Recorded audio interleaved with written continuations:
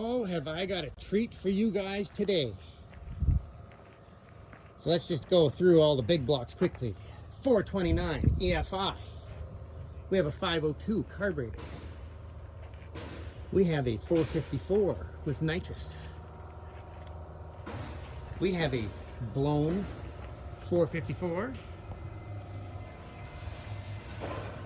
And then we have this drag truck.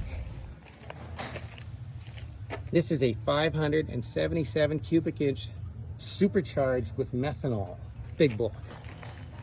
And we are going to do a full feature on the ATP channel, but I thought I'd let Big Block Nation get the first peek at it.